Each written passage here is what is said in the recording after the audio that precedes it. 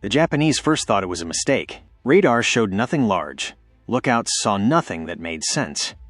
And yet, ships were burning, not from bombs, not from torpedoes, but from something screaming across the water, low, fast, and impossibly armed. By the time survivors tried to describe it, the name had already spread through the fleet. Devil boats, because nothing that small should have been able to kill like that. War doesn't always change because of generals. Sometimes it changes because someone is desperate enough to try something stupid. By 1942, the Pacific War was chewing through men and machines at a speed no one had planned for. Aircraft were precious. Ships were vulnerable. And small Allied supply routes were being shredded by Japanese patrol craft that were fast, aggressive, and impossible to pin down in shallow waters. Air power was stretched thin. Naval guns were too slow. So someone asked a question that sounded insane. What if we put an airplane gun on a boat? Not a destroyer.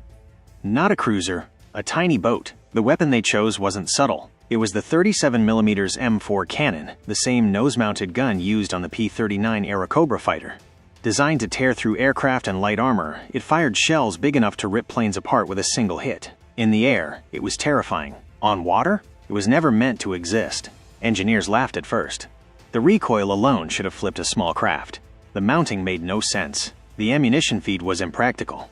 The idea of aiming it on waves bordered on suicidal. But the men pushing the idea weren't engineers sitting behind desks. They were crews who had watched friends die because the enemy always stayed just out of reach. So they built it anyway. They took PT boats, small wooden fast attack craft already used for torpedoes, and stripped them down. They removed weight, reinforced the bow, bolted the P-39's cannon directly into the nose. No stabilizer system, no recoil dampener worthy of the name. Just steel, wood, and faith. The first test almost killed everyone on board. When they fired the gun, the boat lurched sideways, nose digging into the water, board screaming under stress. Men were thrown to the deck. Someone was sure the hull had cracked. But the shell punched straight through a target hulk and kept going. Silence followed, then laughter. Not because it was funny, because they realized what they had accidentally created. A weapon that didn't belong to the sea. A weapon that moved faster than ships expected and hit harder than anything that small had a right to. They called them experimental patrol craft. The Japanese would call them something else. The first combat deployment happened at night. Always at night. The boats crept through shallow channels where larger ships couldn't follow. Their engines ran low and quiet. Crews sat tense, knuckles white, knowing that if they were spotted, there would be no armor to save them. Wood doesn't stop bullets. Suddenly, lights ahead. A Japanese convoy, lightly guarded, confident in waters they believed were safe. The PT boat commander raised a hand. Engines roared. The boat surged forward, bouncing across waves, spray slashing faces. Enemy lookouts shouted warnings, but too late. At less than 400 yards, the cannon fired. The sound wasn't like naval gunfire. It was sharper, meaner. The shell struck the lead ship just above the waterline. There was no explosion at first. Then the side of the vessel collapsed inward, as if punched by something alive. Fire followed. Chaos erupted. Searchlights flailed wildly. Machine guns sprayed the dark. But the devil boat was already moving. Another round. Another ship crippled. The Japanese didn't know what they were fighting. There were no aircraft overhead. No torpedo wakes. No destroyers on the horizon. Just a shadow on the water, spitting aircraft-grade destruction from a place it should never have existed. By dawn, 2 ships were burning. And the boat was gone. Survivors were interrogated later. Their reports were confused. Panicked. They described something small, fast, too heavily armed. They insisted it fired plane guns from the sea. Officers dismissed it as shock. But the attacks kept happening, and the name began to spread, quietly, fearfully. Akuma no Fune. Devil boats. Because only devils break the rules of war that completely. And this was just the beginning. The Japanese Navy had seen everything, or so they believed. Torpedoes.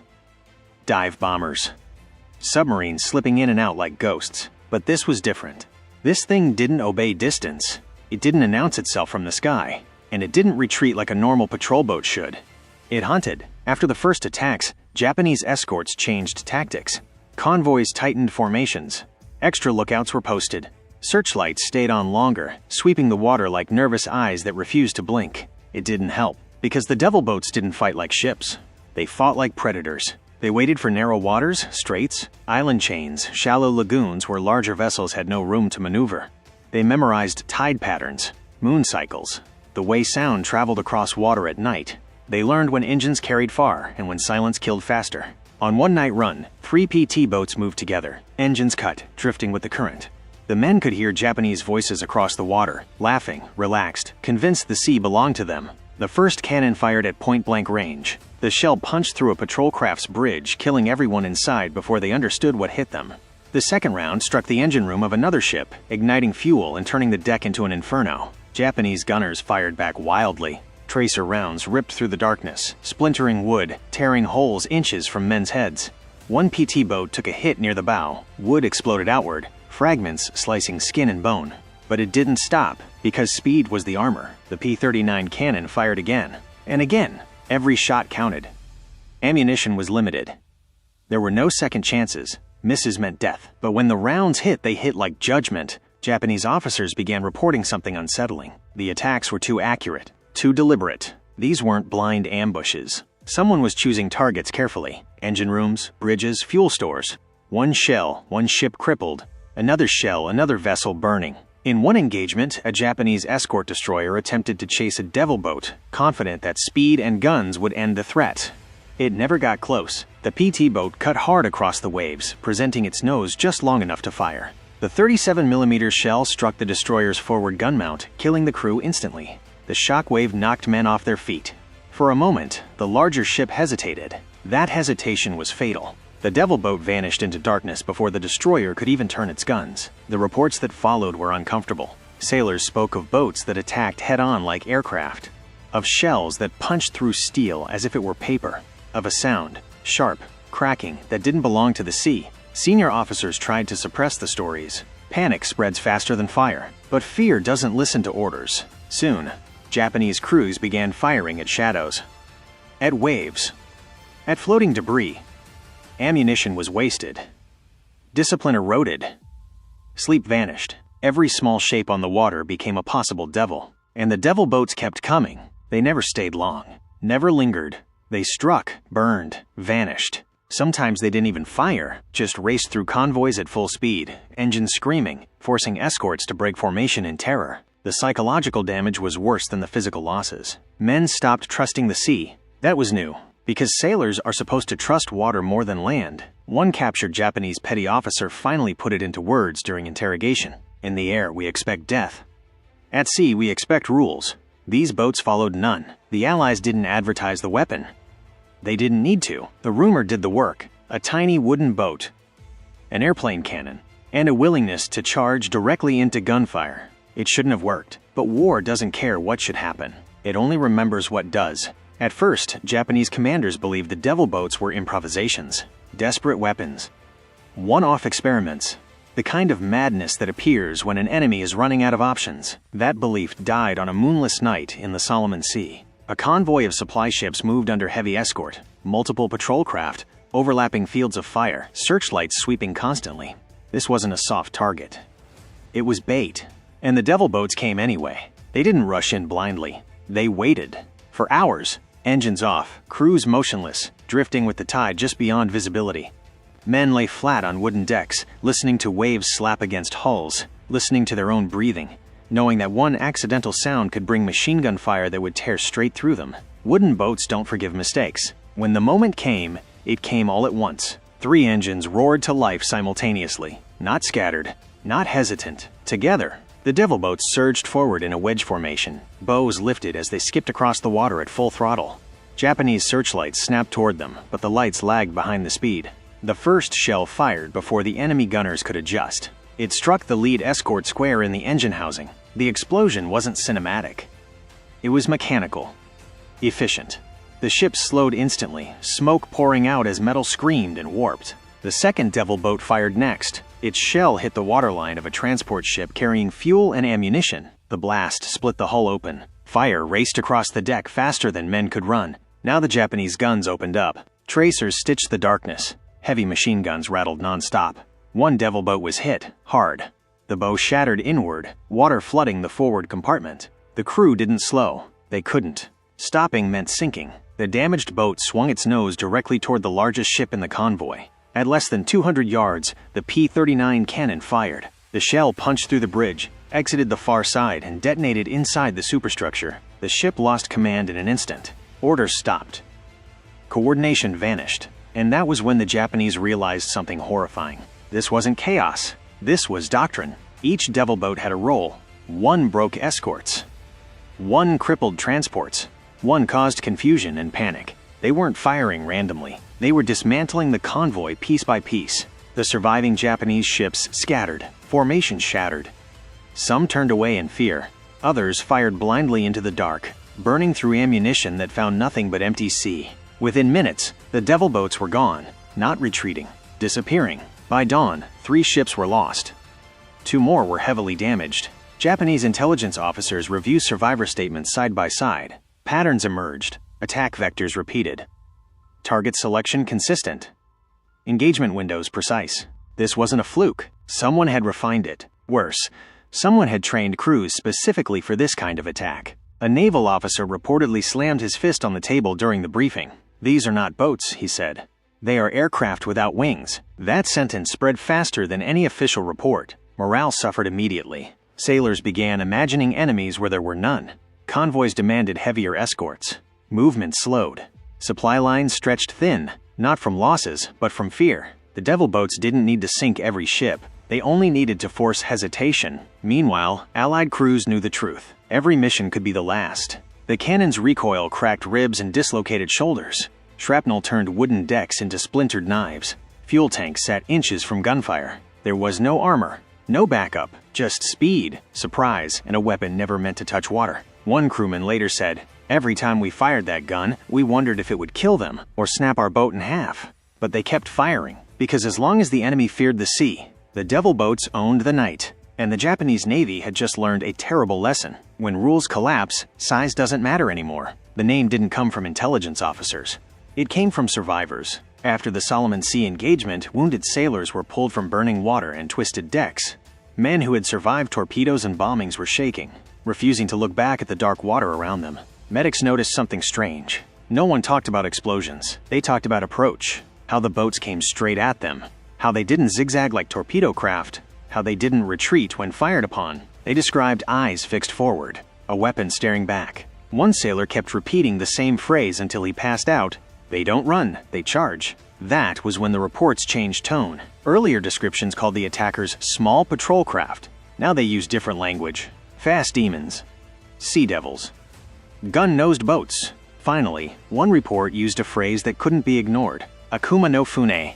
Devil boats. Japanese command tried to suppress it. Names like that had power, but sailors don't need permission to be afraid.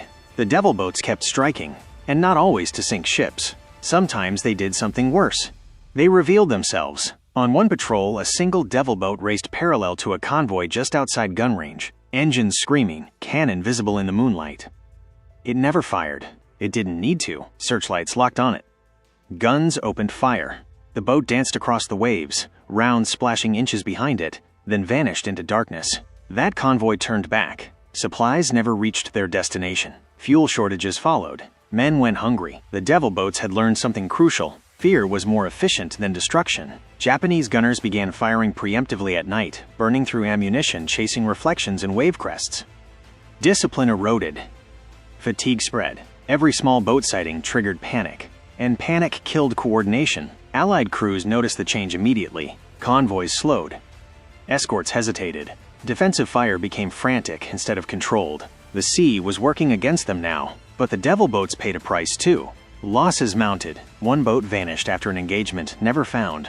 Another was caught in a searchlight beam and shredded by machine gun fire, sinking in seconds.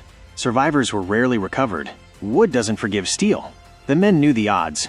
They joked about it sometimes. Dark jokes, short laughs that ended too quickly. Because every mission required getting close enough for the cannon to matter. Close enough to see faces. Close enough to hear shouting in another language. Close enough that hesitation meant death. One crew lost their gunner when recoil snapped a mounting bolt mid-fire.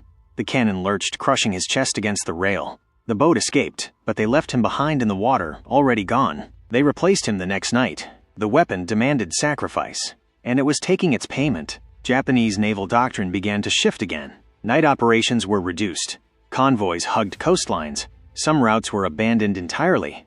Larger ships waited for daylight, accepting the risk of air attack just to avoid the darkness. Because darkness belonged to the devil boats now. One Japanese officer wrote in a private journal, never intended for command review. The sea has learned our fear.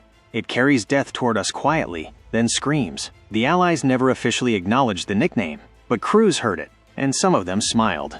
Not because they enjoyed it, but because they knew what it meant. The enemy was no longer fighting the boats. They were fighting the idea of them, and ideas don't sink. By early 1943, the Devil boats were no longer an experiment. They were a necessity. The Pacific wasn't just open ocean anymore. It was a maze of reefs, mangroves, narrow channels, and half-forgotten islands where larger ships couldn't go. And that's where the war was being decided quietly, supply crate by supply crate. Japanese barges moved at night, hugging coastlines, slipping fuel, food, and ammunition into isolated garrisons. They weren't impressive vessels, but they kept entire island defenses alive. Air power struggled to stop them. Destroyers were too big, too loud, too visible. So the Devil boats were sent in. Their missions grew darker. No more hit-and-run heroics. No more warnings. Orders were simple. Find the barges. Get close. Erase them. One night near New Georgia, a two-boat section slipped into a mangrove channel so narrow branches scraped their sides. Engines idled low. Mosquitoes swarmed so thick they clogged mouths and eyes. Then they heard it. Wood tapping water. Oars. Whispers. A Japanese barge emerged from the trees, overloaded with crates, silhouettes of soldiers sitting shoulder to shoulder. At this range, the cannon didn't roar. It thundered. The first shell punched through the barge's bow and detonated inside. The second hit midship. Wood exploded outward. Fire followed instantly, fuel igniting the water itself. The barge didn't sink right away. It broke. Men jumped into burning water. The Devil boats didn't chase them. They didn't need to. Another barge tried to turn back. Too slow. The second Devil boat fired once. That was enough. The channel went silent except for crackling flames and screams swallowed by jungle. When the crews returned, no one spoke. They had crossed a line. Not morally. War had burned that away long ago. But psychologically, they weren't hunting ships anymore. They were cutting arteries. Japanese island garrisons began to starve. Messages intercepted by Allied intelligence spoke of rationing, of ammunition counted round by round, of wounded soldiers denied medicine. And always, the same warning appeared in coded traffic. Small fast boats. Heavy forward gun. Do not engage alone. Some Japanese commanders tried a new tactic. Ambush.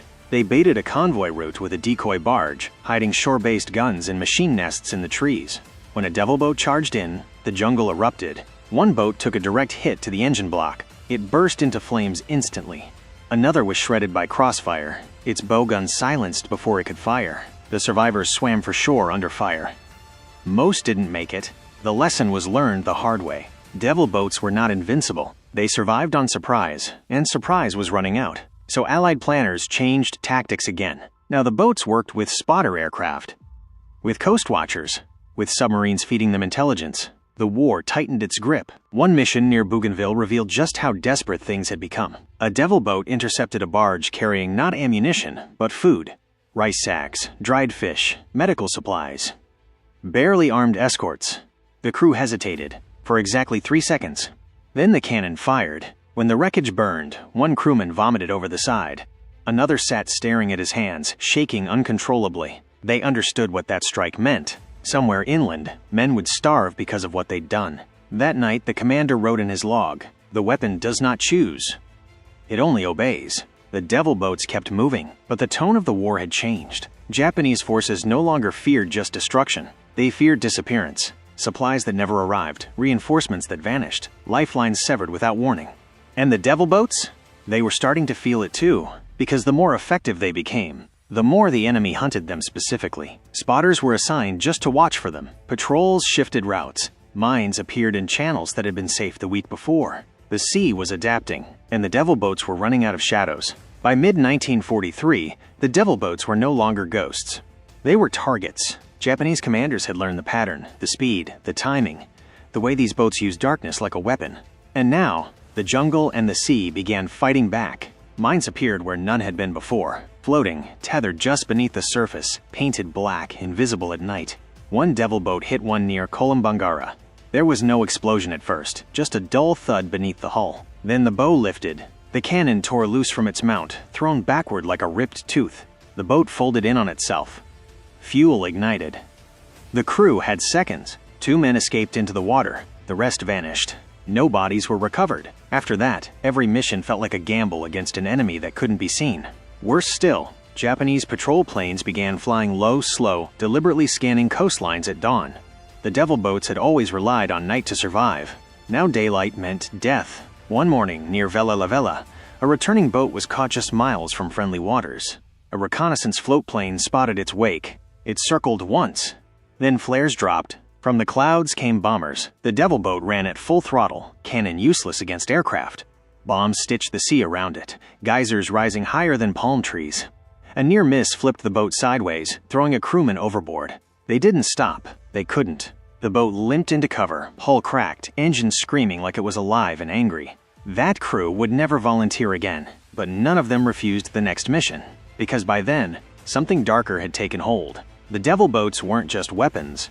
They were commitments. If they stopped, Japanese supply lines reopened. If the supply lines reopened, island garrisons would regain strength, and that meant more Marines and soldiers would die on beaches yet to come. So the devil boats kept going. One of the most dangerous operations came during a moonless night off New Britain. Intelligence reported a convoy, 5 barges, heavy escort, hugging the coastline under jungle cover. This time, the devil boats didn't rush in. They waited. Engines off. Drifting. Listening. When the barges passed, the devil boats slid in behind them like predators entering a herd. The first cannon shot didn't target a barge. It targeted the escort. The Japanese gunboat never fired a shot. Its bridge vanished in a single blast. Panic followed. Barges scattered, crashing into each other in the dark. Machine guns opened fire blindly into the night. That's when the devil boats charged. Shell after shell tore through wooden hulls. Fuel lit the water. Men leapt overboard screaming, some on fire, some already wounded. One devil boat ran so close its crew could see faces, wide-eyed, terrified, illuminated by flames. When it was over, the sea burned for half an hour. 5 barges gone. Escort destroyed, but as the boats withdrew, shore guns opened up. Artillery shells slammed into the water, walking closer with each shot. One devil boat took a hit near the stern. The engine died instantly. They drifted, dead in the water. The crew prepared for capture. Then, the remaining boat turned back. Against orders. Against logic. It charged straight through the shellfire, hooked a tow line, and dragged the crippled boat into darkness. Both escaped with inches to spare. After that night, Japanese radio traffic changed. No more confusion. No more disbelief. They knew what hunted them now. They called the devil boats something new. Not devils. Night executioners. And yet, even as fear spread, the devil boats were reaching their limits. Maintenance crews worked non-stop. Engines overheated. Hulls cracked from stress. Ammunition supplies thinned. The boats were fast, deadly, but fragile, and the war was getting bigger. Soon, destroyers would move in. Aircraft carriers. Entire fleets. The devil boats would no longer be enough. But before they faded into the background of history, they had one more role to play. A final stretch where small boats with aircraft cannons would shape the fate of entire islands, and the sea would take its final payment. By late 1943, the devil boats were no longer experimental weapons or desperate ideas. They were known quantities. Every Japanese convoy commander in the South Pacific had heard the stories. Small boats, impossibly fast, armed with aircraft cannons, appearing without warning and vanishing before retaliation could land. But knowledge didn't mean control, because the ocean never obeys plans. And on one night off Bougainville, the sea itself became the enemy. The mission was simple on paper. Intercept a reinforced supply run. 4 barges. 1 escort. Calm seas predicted. No moon. Perfect hunting conditions. The devil boats left just after dusk. Engines running low, hulls cutting silently through the water. The cannon crews checked belts by touch alone. No lights. No talking. Then the weather shifted. It didn't announce itself with thunder or rain. It came as a subtle swell. Long, rolling waves that lifted the boats higher than normal, then dropped them harder than before. The horizon disappeared. Radio contact faded into static. One boat lost sight of the other. Then the wind came. Not a storm, worse. Erratic gusts that shoved the boat sideways, ruining aim, throwing spray directly into engines not built for mercy. Still, they pressed on, because turning back meant letting the convoy through. The barges appeared suddenly, black shapes against darker water. Too close. Too fast. The lead devil boat fired first. The cannon roared, recoil slamming the hull backward. The shell punched through the escort's bow, detonating ammunition inside. Fire erupted instantly, but the recoil, combined with a rogue wave, twisted the boat hard to port. The cannon mount cracked. The second shot jammed. Japanese guns opened fire immediately. Tracer rounds stitched the water, ricocheting off waves, skipping like stones. One round hit the Devil boat's engine housing. Steam burst upward. The engine screamed, then kept running. The second Devil boat tried to swing wide, but a wave lifted its bow at the worst possible moment. The cannon fired into open sky. A miss. Now the Japanese knew exactly where they were. A searchlight snapped on from shore. White light slammed into the boats like a physical force. For the first time, the Devil boats were fully exposed. Machine guns opened up from the barges, from the escort's burning wreck, from the coastline. The water exploded around them. One crewman was thrown overboard when a round shattered the railing. No one saw him resurface. The first Devil boat tried to disengage, but the damaged mount locked the cannon forward. It couldn't pivot. Couldn't fire. Couldn't fight. Only run. The second boat pulled alongside, shielding it with its own hull, taking hits meant for the crippled craft. Wood splintered. Metal screamed. The cannon crew kept firing, point blank, not aiming, just destroying anything in front of them. A barge exploded so violently it lifted out of the water, then fell back, broken in half. Fuel ignited the waves. Smoke swallowed everything. In that chaos, the boats escaped. Barely. They limped home at dawn, hulls shredded, engines coughing, crews silent. One boat had taken so much damage it was written off entirely. That night was different. Not because of losses, but because something was learned the hard way. The Devil boats were terrifying, but they were still boats. The sea could turn on them at any moment. The enemy was adapting. And now, something else began to change. American command started asking new questions. Why risk boats this small? Why expose a crews this fragile? Why rely on surprise when air power and destroyers were coming online in force? The Devil boats had done their job too well. They had cleared paths. They had broken supply chains. They had softened defenses. And now, the war was shifting. But before they were sidelined, before they were replaced by larger, louder weapons, the Devil boats were given one final purpose. Not to hunt convoys, not to terrorize coastlines, but to do something far more dangerous. Something they were never designed for, and something that would almost erase them from history entirely. The sea wasn't finished collecting its debt. For weeks after the invasion, the Japanese believed the Devil boats were gone. Destroyed. Spent. A failed experiment buried by losses and silence. Convoys slowly began moving again. Small at first, hugging coastlines, traveling only on the darkest nights. Commanders told their crews the stories were over. The aircraft cannon boats were finished. That belief lasted exactly one night. It happened in a narrow channel between two jungle-choked islands. Water so tight that destroyers couldn't maneuver and aircraft risked crashing into unseen ridgelines. A perfect route for desperate supply barges. 4 barges entered the channel just after midnight. They never exited. There was no warning, no searchlights, no flares, just a sudden tearing sound like metal ripping itself apart. The lead barge exploded from the stern forward, ammunition cooking off in violent sequence. The second tried to turn, only to be punched through the engine block by a cannon shell fired from barely 30 yards. Japanese gunners opened fire into the darkness. They hit nothing, because the Devil boats weren't charging. They were coasting, engines off. Using the current. Silent. The cannons fired one round at a time. Slow, deliberate, surgical. Each shot chosen. Each impact final. The escort attempted to radio for help. The transmission cut mid-sentence. A Devil boat rammed it. Not to sink it, but to pin it in place while the cannon fired directly into the bridge. The sound echoed off the cliffs like thunder trapped in stone. Within minutes, the channel burned. Fuel floated on the surface, turning the water into a river of fire. Men jumped overboard, only to find flames spreading faster than they could swim. The Devil boats didn't stay to watch. They slipped away, leaving nothing but wreckage and terror. By dawn, Japanese headquarters received the reports. Same description, same speed, same weapon. The Devil boats were back, but this time, they weren't attacking constantly. They struck once, then vanished for days, then weeks, then struck again somewhere else. Always different waters, always impossible angles, always total destruction. It became worse than before, because now no one knew when they would appear. Japanese crews began refusing night runs. Some officers demanded daylight travel, despite Allied air superiority. Others delayed missions indefinitely, choosing hunger over the sea. One intercepted message summarized it best. The boats with airplane guns have returned. They do not attack like humans. They wait, but this return was brief. Because the truth was darker, only 2 Devil boats were still operational. 2 crews. Running on salvaged parts, cracked hulls, patched engines, and cannons that should have torn the boats apart from recoil alone. These men weren't part of a strategy anymore. They were finishing something. Their final mission came without orders. Intelligence suggested one last Japanese evacuation attempt, high-ranking officers, documents, remaining supplies. The devil boats went anyway. They found the convoy at dawn. In daylight, no darkness, no surprise, just speed. They charged directly through defensive fire, cannons roaring, ignoring damage.